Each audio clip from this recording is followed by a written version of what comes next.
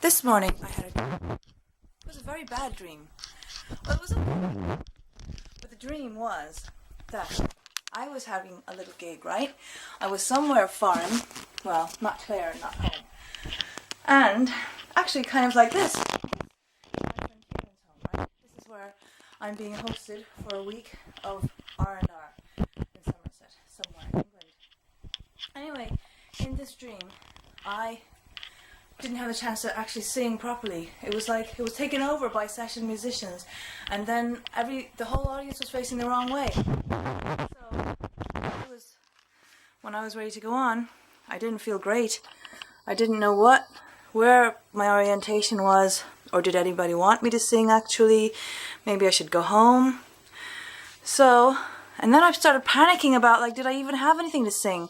And I felt under-rehearsed and pressured and all rushed. It was horrible. So I think I'm going to have a little song now. I have to practice.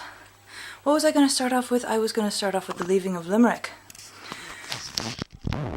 As I went out one evening down by the Assembly Mall, I spied two lovers speaking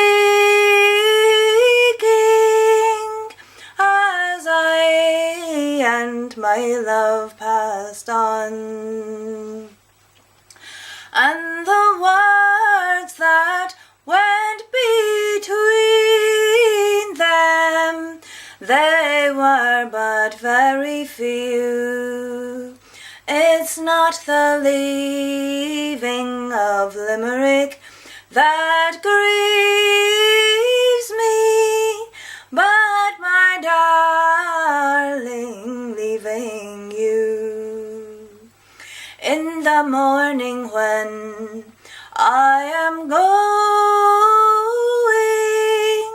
I will take your lily white hand, and I'll wave it o'er my shoulder in adieu to the Limerick strand. Then farewell to the boys of Thomond Gate, 'tis to them I'll bid adieu. It's not the leaving of Limerick that grieves me, but my darling, leaving you. When I think of the pleasant days I spent away in treasure trove, and the hours I spent in courting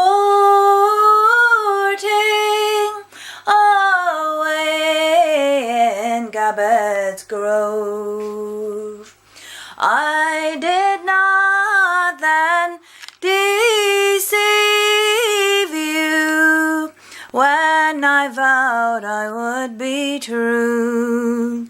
It's not the leaving of Limerick that grieves me, but my darling, leaving you.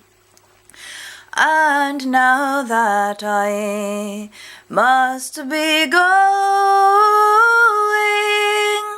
I know you will understand how I must go broken hearted away from my native land. Then farewell, darn, can't remember the rest. It's not the leaving of Limerick that